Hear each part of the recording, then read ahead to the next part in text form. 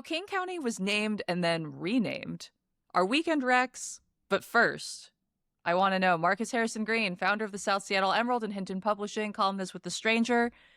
Is there such thing as a decent billionaire? No. And I I would have said that even, before all this craziness with the Epstein class. Yeah, and we're going to get into that in just a minute.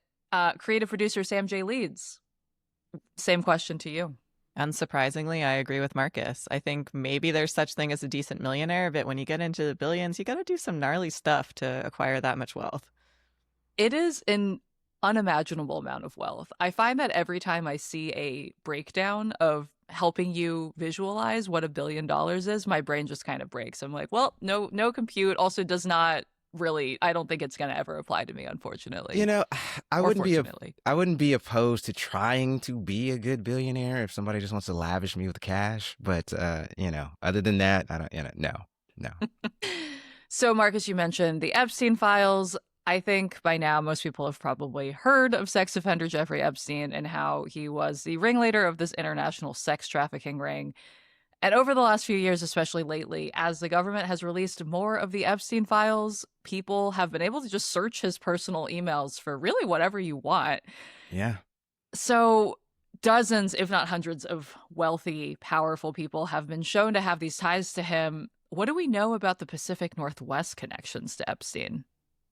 Well, I was glad to know that even though Courtney Love is named in there, it's seriously, it's just like a coincidence. I think he was trying to find her contact info. So He at was least just like, I'm a fan. I want to get in touch with yes, Courtney Love. unfortunately, not so much with Bill Gates. However, it appears, from the Epstein files that he was more involved than Bill Gates first let on. I believe that initially Bill Gates said that he had, sort of met him a few times, had regretted that. Unfortunately for Bill Gates, though, as more of these Epstein files came out, it showed that indeed he had been in meetings with Epstein where there had been young women. He had flown on his private jet, more than a few times. The Lolita Express, as some have been calling it. Terrible. That's what some have called it. Yes, maybe appropriately so, unfortunately. And that he ultimately had much more connection with this man, and including some high level officials at the Gates Foundation also meeting with Jeffrey Epstein. So, that being said, I mean, I'm obviously not trying to get the show sued. So yet, no, there is no criminality that has been alleged, but there is certainly a lot of, quite just frankly, shady ass, cringeworthy shit enough that Bill Gates' former spouse, Melinda French, she got rid of the Gates, has, said, I believe she was on a NPR podcast, Right. saying that this was one of the reasons that led to her divorce, and she wanted to leave her marriage, and that there's a lot of muck that others, including her ex-husband, meaning Bill Gates, needs to answer for. So, yeah. I know this week Bill Gates held a town hall at the Gates Foundation to talk a little bit about this, having spoken with some people who have worked at the Gates Foundation. I know a lot of folks who are working there are feeling strange about their boss's association with all of this potentially. So the Gates Foundation claims that Gates had been hanging out with Epstein in the early 2010s, so roughly 2011 to 2014, because Epstein promised he could raise $100 billion for public health. That's a lot of money. But apparently, according to their story, Gates gave up on him and wouldn't want to meet with him after that because it seemed like he wasn't going to deliver on that. Just should be noted for the listeners that Jeffrey Epstein was convicted of being a sexual offender in 2009. So that was before. So that Bill info Gates was out met there with already. him. Yeah, Bill Gates met with him after that. And I get that Bill Gates said that he should have done more due diligence. I don't know. A Google search of Jeffrey Epstein's name maybe would have popped up some stuff. I don't know. One hopes that with that much power, you have assistants who did some Googling before setting up meetings for you. Yeah, what good is being a billionaire if you can't have somebody do a Google search, right? This newer information has come out. Gates has admitted that he had affairs with two Russian women. It's a little bit different from the story that is told in the Epstein emails, which is a little confusing to parse. So there was an email in the Epstein files that appeared to be Epstein emailing himself. It didn't appear that he actually wrote this to anyone, Right. He but was drafting an email. Yeah. it alleges that Gates was seeking medication after developing an STI after having sex with Russian girls. Again, this is just from the emails. Gates denies this and did say, I had affairs with two women, but that feels like it could be a slightly different thing from what was written in those emails. It's difficult to know what really was going on there, and I don't know that we're ever going to, but it is now up for discussion what to do with this situation. Marcus, I know you talked with investigative journalist Tim Schwab, who also wrote a book about Bill Gates that came out in 2024.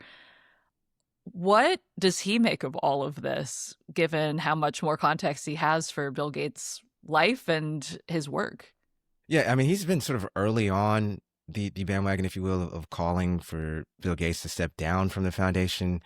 Actually, his book that came out, which I believe was called the Bill Gates Problem, that came out in 2022, he had a chapter on the Epstein and Bill Gates's relationship with Epstein at that time, before the rest of this stuff came out. At the time, several book reviewers were like, "Why in the world would he even mention Epstein in this? This is completely salacious," and so on and so forth. And he's actually recently, as of this week, just received public apologies from a lot of book reviewers who have been saying, you know what, you were right, we were wrong. And so, with that being said, I mean, he has definitely been a person who has claimed that Bill Gates is essentially engaged in what he calls philanthropy washing, meaning that for the longest time he had been trying to sort of rehabilitate his image of and that of a very ruthless, monopolistic capitalist who was all of a sudden the savior of humanity, and that was even before the Epstein files. Bill Gates is so connected with civic systems and civic infrastructure, if you will, within Seattle, right? I mean, he's given billions of dollars to the University of Washington.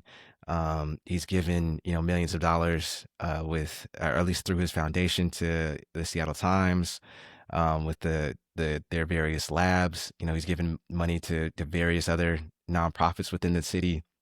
So when you see what some people are calling a silence of moral ambiguity, if you will, you wonder how much of that is also just folks are kind of don't want to shake or bite the hand that feeds them, and Right. and upset their benefactor. I was talking to a source who spoke to me for a story that I'm actually doing for The Stranger on this situation. I talked to a source at the University of Washington who spoke with me on the condition of anonymity, who said that Bill Gates is known to speak, or known to call the university whenever there is criticism about him that comes from anybody within the university. And most recently, a student at the university, um,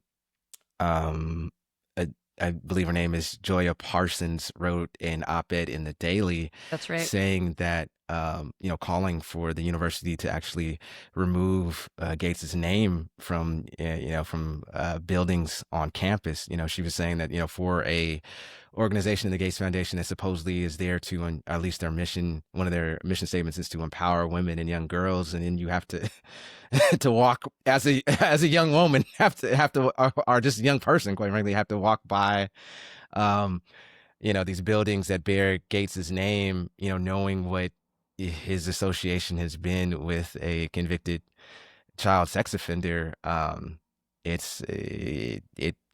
It can be fairly harrowing. Mm-hmm. What does justice look like here? Is it to just not take that sweet, sweet Gates money? Is it to remove the Gates name from things? I think as a society, we haven't really figured out yet how to deal with any of this.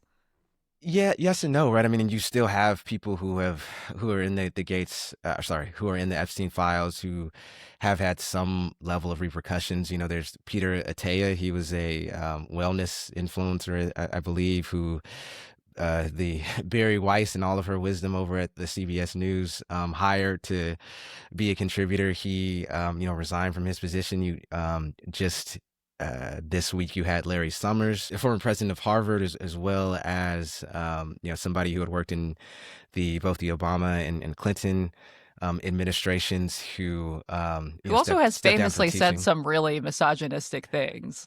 Oh, yeah, not surprisingly, right? Who stepped down. You obviously had Andrew now, the person formerly known as Prince in the UK, and so there are, Is there that are. his official title now? I believe so. Actually, at least I've heard enough people say it where I'm just gonna go with it. Yeah. But I mean, you have had some levels of repercussions. I think what folks are asking is like now, Gates, who has been so inoculated from any type of accountability and responsibility for so long, and not just for, quite frankly, not just for this Epstein stuff, but just some of the things that he's done as a sort of ruthless capitalist.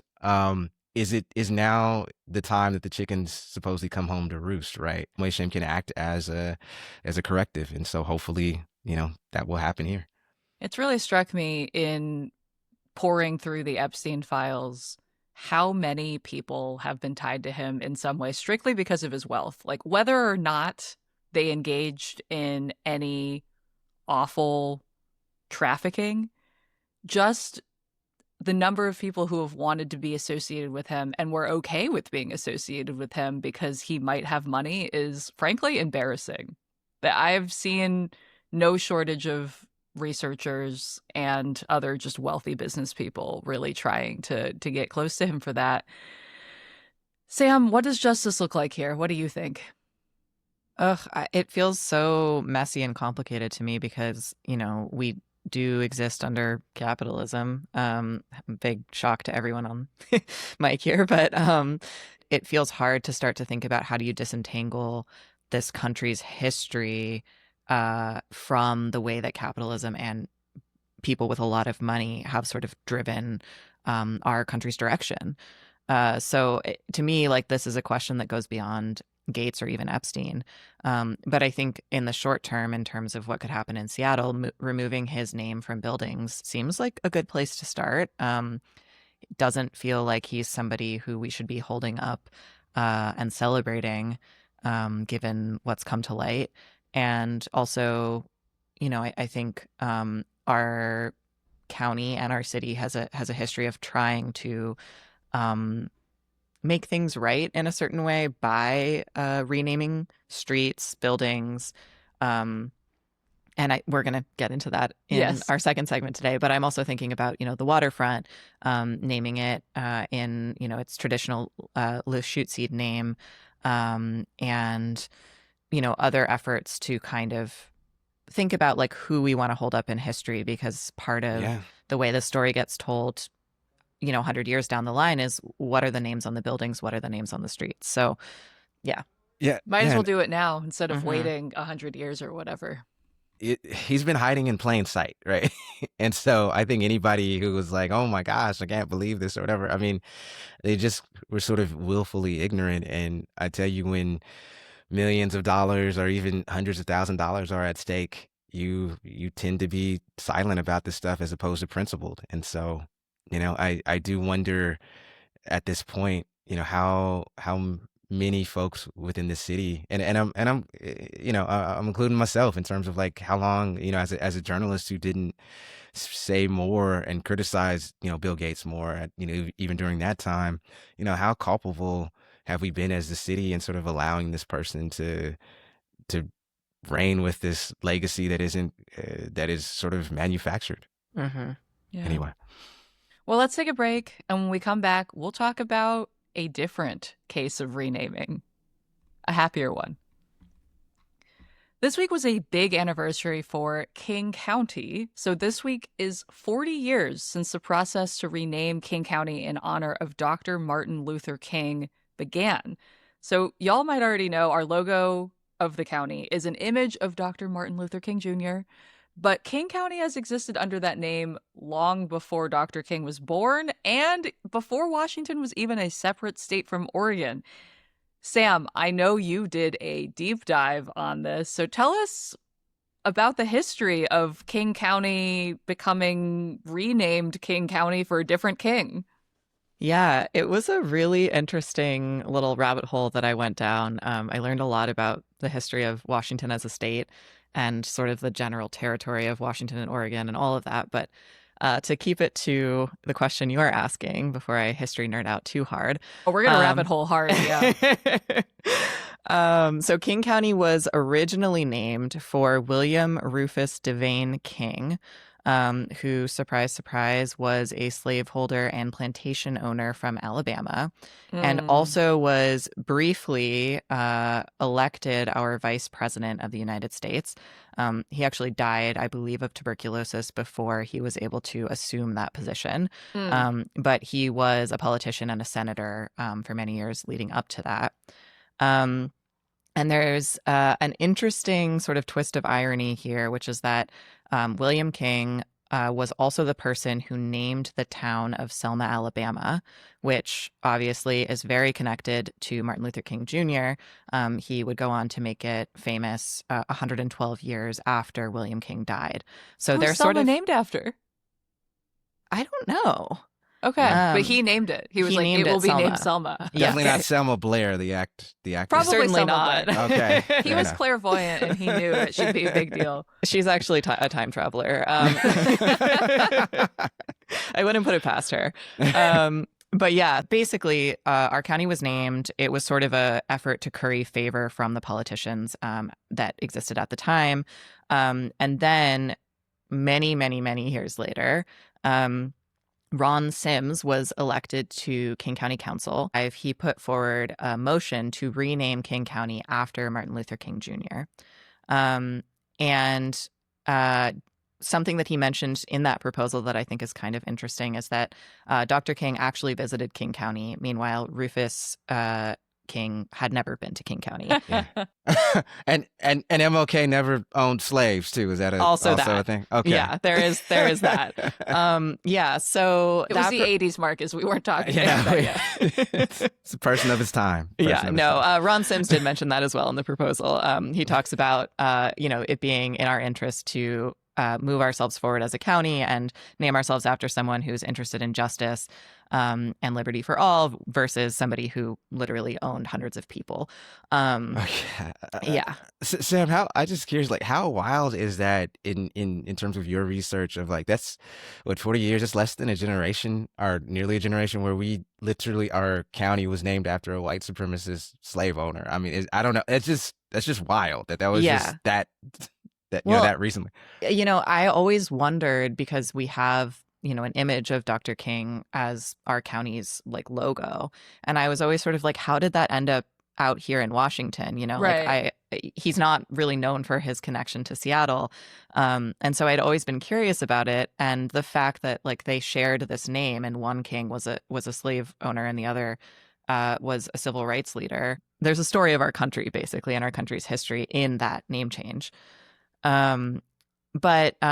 So a couple of pieces of history about Dr. King's visit. He visited for a few days in November of 1961. Mount Zion Baptist Church sponsored his lectures to come to Seattle to talk about creative nonviolent protest against racial segregation. And he spoke at the University of Washington, at Temple de Hirsch, at Garfield High School, and the Eagles Auditorium.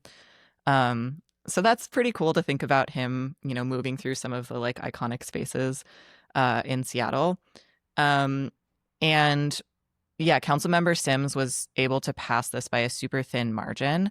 It was not popular. Interesting. I was going to ask, once he proposed this, were people, it just seems like a slam dunk in that you don't have to really do anything. Right. Even. And I think that was part of why it ended up passing is because nothing actually needed to change. They didn't have to pay to change any of the signage or any of the records. So it was viewed sort of as symbolic. Right. From King County to King County. Yeah. Exactly. And so because of that, the the resolution sort of faded from memory. Like, it wasn't something that was talked about very much. I mean, this is being written by HistoryLink. I sort of wonder, like, whose memory did it fade from, right? But I'm sure It's always for a question. right. But if you fast forward to 1999, Ron Sims is now the King County executive, and Larry Gossett is now the only Black member of the city council. And Gossett proposes that since the county has now been named in honor of Dr. King, the logo should depict him as well. At the time, our logo was still a crown, which also have thoughts about. Yeah. Yes. Certainly. Not to Nothing drag says democracy like a crown. right. You're like, we fought to get away from that, but sure, let's put it on our county seal. Yeah. But yeah, so then there's a bunch of classic legislature messiness that happens. The name change, it turns out, actually wasn't official because it needs to be approved by the state, not the county. So it takes until 2005 for the legislature to actually authorize this bill. Wait, that's so long. Yes. Yeah, this has been an ongoing fight that Ron Sims has been a part of for a very long time, and so has City Council member Gossett. So then, in this sort of debate that happens around, like, are we going to pass this or not in 2005, a Seattle lawyer named Jason Kelly said that William King, the slaveholder, William King, was probably a homosexual, and therefore that would have made him the first gay American vice president. And so if this is true, Big if true. right, he was concerned that this would be disrespecting the gay community. The most Seattle thing I've ever Wow. heard. It's to a T. Yeah. To a T. So then Dan Savage, who, has his own reputation in Seattle, but he, I think, comes out on the right side of history here. He pushes back saying anybody in the 19th century who owned slaves when they should have known better is by definition a bad gay person. Also, I mean, I will go out on a limb and say that this country has, like, a raw tonnage of gay Americans who did not own slaves. Yeah, and not to mention the fact that William King was not exactly like a gay rights advocate, right? Like, he was living with the future U.S. President James Buchanan while they were both in the Senate. It appears, based on some letters, that they had some kind of lovers relationship going on. But he wasn't, like, campaigning for gay rights, so it's not really like a one-to-one comparison. Not quite Harvey Milk is what you're saying, right? Yeah. Okay. Yeah. So in 2005, Washington's governor signs off on this change, and then it takes until 2007 for the logo to actually be changed. And when it happened, it was March 11th, 2007. The logo was changed from the imperial crown to the logo we know today. And County Executive Sims, Council Chair Gossett, and a number of other people were present at this event where they unveiled the logo, and they got to speak and really, celebrate the fact that, decades in the making, this finally happened. That change moves at the pace of erosion. Yes. Jeez, that all happened before my time in Seattle. Marcus, I know you were here. Was it big news then, or were people just kind of like, okay, same name, but... I was actually living in California at the time, but I would obviously come back up here for family, and I remember folks being like, this hasn't actually happened yet, like, what the F, and I mean, I think it was sort of I think there was a happiness that had kind of been subdued by the fact that it just all took as long as it took. But nonetheless, I mean, quite frankly, we're celebrating Black History Month. If it's nothing, it's a encapsulation of nothing. If not that in our community, in the Black community specifically, you're always waiting for some change that is far off, and you hope that eventually is a breakthrough. So, 20 years. Yeah. 20 years. And also, new logo, arguably better than the old logo. Looking at the little crown now, and it's jaunty, but again, doesn't feel like a great symbol. Yeah, not sure we want to be celebrating that or having that be the label of our county. And I'm not sure why I'm saying not sure. I'm sure that we don't want to be celebrating that or having that not on our everyone. county. Most, yeah, I think there's Yeah. a healthy majority. In Mhm. 2026? Yeah, no, thank you. One would hope. Well, Sam, thank Yeah. you for bringing us this delightful slice of history. Let's take a break, and when we come back, let's get into our weekend recommendations. TGIF, Friday again. And as you all know, we like to end our Friday segments with shout outs and weekend recommendations. First, I'm going to ask you all, Sam, Marcus, what do you want to shout out this week? What brought you joy this week? That is a good question, Jane. I will say, reading about Maryland and how it is contemplating a $25 an hour minimum wage to five. Wow. Obviously, Good job, Maryland. yeah. I mean, obviously, it still needs to pass, but I as our city, Seattle, what was it? 10 or so years ago, where we got the $15 an hour minimum wage. It's good to see that some of the organizing and the pressure that folks put on our elected officials here a decade ago it's bearing fruit in other places. So hopefully Maryland passes it, and hopefully we can maybe up ours closer to that $25 an hour mark there. Good luck, Maryland. Sam, what about you? What brought you joy this week? Mine is a little, I guess, more personal, but my partner's friend hosted a dinner party this week that was the prompt was everybody should bring an item from a past life. Oh. And so people were reading like emails they wrote in high school, letters between them and their boyfriend before they came out. Someone brought their flight suit from when they were in the Air Force and like put it on and showed us like the emergency manual. Another person brought like some secrets from their sorority. Like it was just a really delightful glimpse into like all these people's pasts that really did not necessarily align with who they are now. You get the deep lore for your friends that you might not get otherwise. Yeah, Yeah. that's awesome. Exactly. And so yeah, just shout out to friends for putting together dinner parties and making fun ways for people to get to know each other better. It was a lot of fun. Yeah, Yeah, that's I great. love an intentional dinner party. Yeah. So I'll transition into asking you all, what are your weekend recs, or what are you all up to this Wait, weekend? Jane. Oh, wait. What is your joy? You Yeah, will come on, always Jane. ask us every week. I'm like, what is Jane joyous about? All right. My joy is also personal. My dog, Cookie, has really been coming out of Cookie. her shell over the last year. We got her a little more than a year ago. And she's finally getting comfortable enough on walks where she's less reactive to other dogs and actually feels playful and relaxed. And this week, she's decided she has a favorite stick where she'll carry it around for like a block or two and like play, jump at it, and just get really excited and do all these cool spin moves around the stick. And then she'll drop it. And then next time we come back to that spot on the walk, she'll pick it up again. And it's just been really sweet to know that she has a favorite stick. Like I've never seen her do it before, so this is just new to me to experience simple joy through the eyes of a dog. Do you know about Stick Talk, Jane? Oh, Stick Nation? Yes. Where people show amazing sticks and make an argument for why their stick is the best stick. Mm-hmm. Yeah, I wish Cookie could watch TikTok. Actually, you know what? It's probably good she can't. That's probably why she's so pure. But I think she would love. Sorry, Cookie, but you would love Stick Nation. Mm-hmm. Yes, yes. All right. So, what are you all doing this weekend? What do you all recommend people go check out? Yeah, well, if you want to get in your obligatory Black History Month event, there's Obligatory. Obligatory. I mean, there are 2 days left in Black History, today and tomorrow being Saturday, and so And then it's tomorrow, over. and then it's over, and then we don't have to talk about this again for another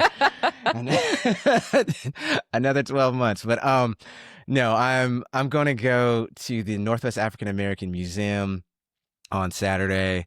There are two great performances presented by Living Voices that bring history to life through storytelling and film. So they're going to screen the film Our Revolution, and then also The Right to Dream. One is about how the Black community definitely helped to build this country during the revolutionary times, and it's still building this country, if you will. And then there's the Right to Dream that documents the 1960s civil rights era. So come from one or both, but it should be a wonderful event.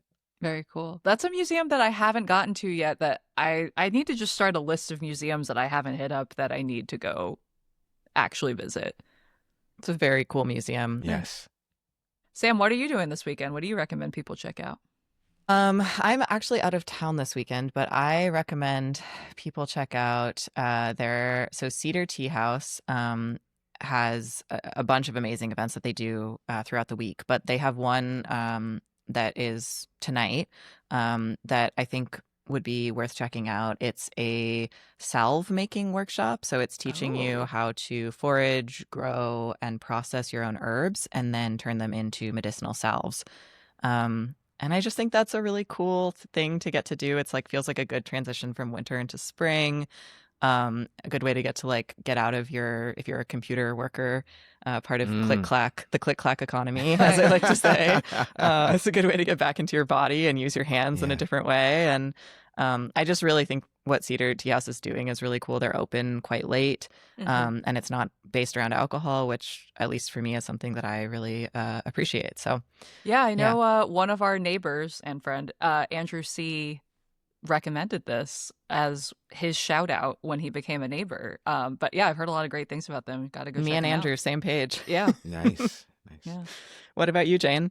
My thing is similarly getting out of that clicky clack life, and I'm taking a weaving workshop tomorrow. Oh. I have no idea what to expect. I've never done any kind of weaving, but it looks like I'll come out with a tapestry. Maybe it'll be good enough to hang on a wall. Maybe it won't. I'm also going to the spa, Banya 5 in South Lake Union for a friend's birthday, which is a great birthday idea. Yeah, I'm so excited. Quite awesome. Can I meet your friend to just be, hey, let's bring me to the party. Yes. Yeah. I feel like lately my friends have had really great birthday ideas, and it puts pressure on me to come up with something truly fun that everyone can enjoy. But I am looking forward to sitting in the sauna and the hot tub and just relaxing. We all need a good schwitz. Yes, it's important. And I am looking forward to the ugly Xmas sweater that you will weave for the holidays for me and Sam. So I can't wait. Yeah, we're both expecting them, Jane. Great. No pressure at all. What if you made a little sweater for Cookie? Oh, that'd be great. Yeah, I think you were overestimating any natural talent I will have for this activity. But, if it turns out somehow... I believe in you. I will report back if that becomes a success. All right. Well, Marcus, thank you so much for joining us today. It is always a pleasure. Sam, thank you also for bringing your history nerddom. Yes. Thank you for letting me nerd out. That's all for today here at CityCast Seattle. I'm your host, Jane C. Hu. Our executive producer is Ashley Smith. Our creative producers are Sam J. Leeds and Liam Billingham. Post-production this week was done by PJ Shahamat. Our audience development manager is Ben Keenan. Music is by Aaron Taylor Waldman, All the Kimonos, and Los Mocachetes, with additional mixing by Tyler Lindgren. Our ad music is by Sven Lindvall and Sarah, the instrumentalist from Epidemic Sounds via Getty Images. And listeners, thank you for being here. Remember, we love hearing from you all. Send us your thoughts on the old King County logo, which we can include in the show notes here.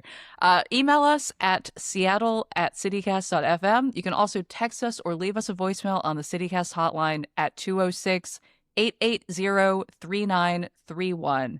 And also, shout out to our CityCast Seattle neighbors. We've got a bunch of new ones. We are so excited to have you with us.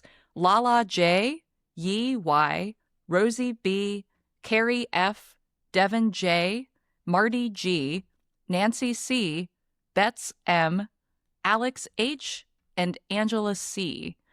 And while we were doing Weekend Recs, I wanted to shout out on Sam K's behalf that Freeze Tag runs cool interactive events like murder mysteries, trivia, and next week a treat tour. I guess I should say, and a treat tour of U District small businesses. Also, they're queer owned and have queer events like a queer plant queer plant parent party for finding new plant friends.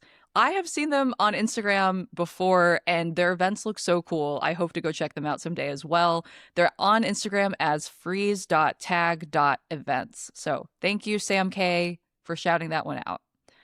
Until next week, see ya, Seattle.